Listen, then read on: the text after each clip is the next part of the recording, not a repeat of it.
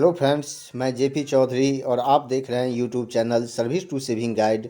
Service to saving guide में बहुत बहुत स्वागत है। दोस्तों, इस वीडियो में मैं बताने जा रहा हूं कि टेक्निकल रेजिग्नेशन लेटर कैसे ड्राफ्ट किया जाता है और कौन कौन से इम्पोर्टेंट पॉइंट हैं जिसका मेंशन करना ज़रूरी होता है, ताकि भविष्य में आपको किसी तरह की परेशानी या फिर उलझन का सामना ना करना पड़े। तो वीडियो को आगे बढ़ाने से पहले मेरा एक रिक्वेस्ट है कि अगर अभी तक आपने मेरे channel service to saving guide को सब्सक्राइब नहीं किया है तो आप इसे जल्दी से सब्सक्राइब कर लें, और अगर आपने सब्सक्राइब कर रखा है तो वीडियो देखने के बाद इसे ज़्यादा से ज़्यादा लाइक और शेयर ज़रूर कीजिएगा, ताकि दूसरों को भी इसका फ़ायदा मिल सके। तो चलिए बिना टाइम वेस्ट किए जानते हैं कि यह लेटर कैसे ड्राफ्ट किया जाता है और इसमें कौन कौन से इम्पोर्टेंट पॉइंट हैं जो इंक्लूड करना ज़रूरी होता है। तो दोस्तों, लेटर जब शुरू करते हैं तो सबसे पहले आपको ऊपर में लिखना है टू, लेफ्ट हैंड साइड में, और राइट हैंड साइड में आपको लिखना है डेटेड, यानी कि यहाँ पर डेट डालना है। यहाँ पर आपको डेटेड के बाद जिस डेट को आप लिख रहे हैं यह लेटर, वो डेट आपको लिखना पड़ेगा। उसके बाद आप लेफ्ट हैंड साइड में टू के नीचे आप द लिखेंगे। द के बाद डेजिग्नेशन ऑफ अपॉइंटिंग अथॉरिटी, यानी कि जो आपका अपॉइंटिंग अथॉरिटी है उनका जो डेजिग्नेशन है वो आप यहाँ पर लिखेंगे इस जगह पर।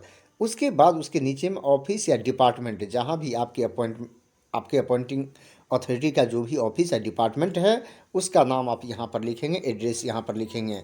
उसके बाद कि अगर आपका अपॉइंटिंग अथॉरिटी का ऑफिस डिपार्टमेंट अलग है और आपका जो हेड ऑफ ऑफिस हैं जिनके कंट्रोल में आप काम कर रहे हैं वो अलग हैं, तो आप इसके लिए लिखेंगे थ्रू। उसके बाद नीचे में आप अपने हेड ऑफ ऑफिस का डेजिग्नेशन लिखेंगे और उसका एड्रेस लिखेंगे, ऑफिस क्या है, डिपार्टमेंट क्या है, वो एड्रेस यहाँ पर आप लिखेंगे। इसके बाद आपको सब्जेक्ट में लिखना है। आप सब्जेक्ट देख रहे हैं technical resignation from the post of. आप ऊपर में ही लिखिए कि आप टेक्निकल रेजिग्नेशन दे रहे हैं, यानी कि रेजिग्नेशन नहीं, आप तकनीकी इस्तीफा दे रहे हैं। और किस पोस्ट से दे रहे हैं वो भी देखिए कि यहाँ पर जो डॉट डॉट जैसे दिख रहा है यहाँ पर आप पोस्ट का नाम लिखेंगे।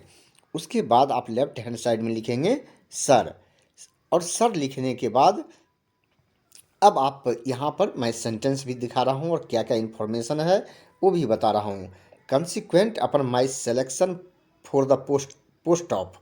तो दोस्तों, यहाँ जो डॉट डॉट देख रहे हैं यहाँ किस पोस्ट के लिए सिलेक्शन हुआ है उसका नाम लिखेंगे।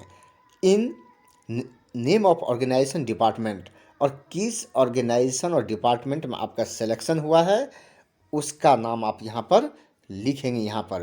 तो ये हुआ कि consequent upon my selection for the post of so and so in so and सो।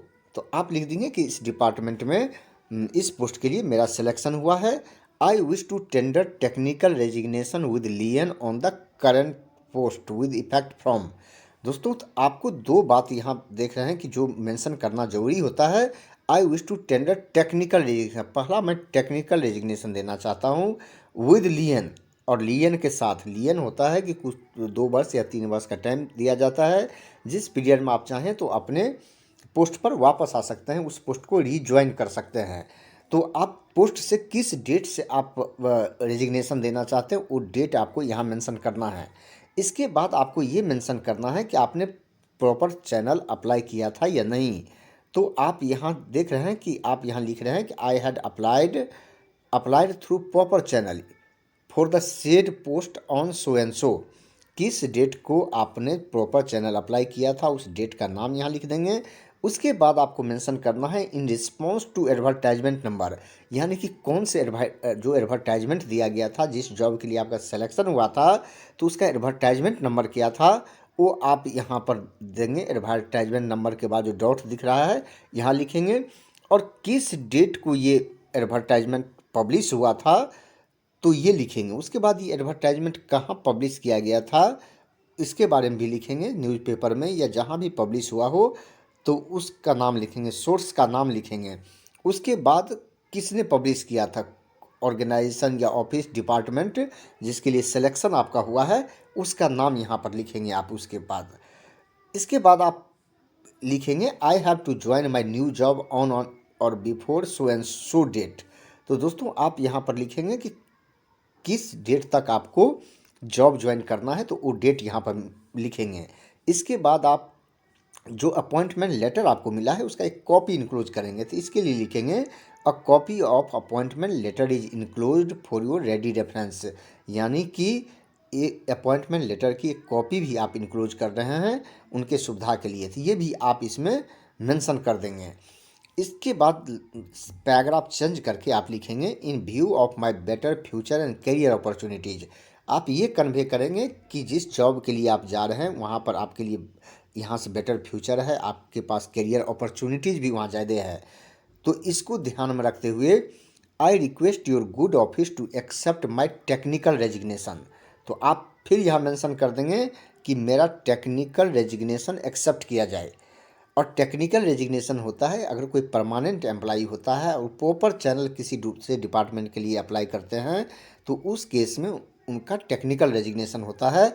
और साथ में लिख दीजिए विद ऑल कंसिक्वेंशल बेनिफिट, यानी कि टेक्निकल रेजिग्नेशन देने पर जो भी बेनिफिट मिलता है एज पर रूल वो मुझे दिया जाए।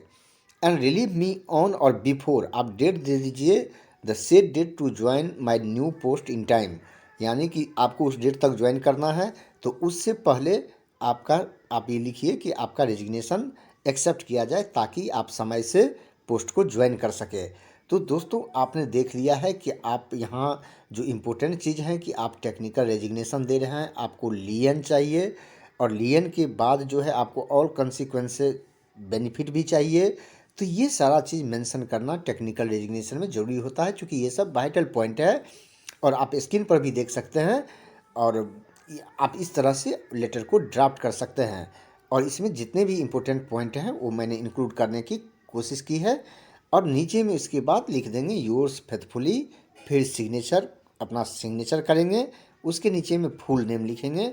अब फिर जिस पोस्ट पर अभी आप हैं तो उसका डेजिग्नेशन लिखेंगे और फिर लास्ट में लिखेंगे इनक्लोजर एज अबव। चूँकि आपने देखा है कि यहाँ पर आपने मेंशन किया है copy of appointment letter is include for your ready reference.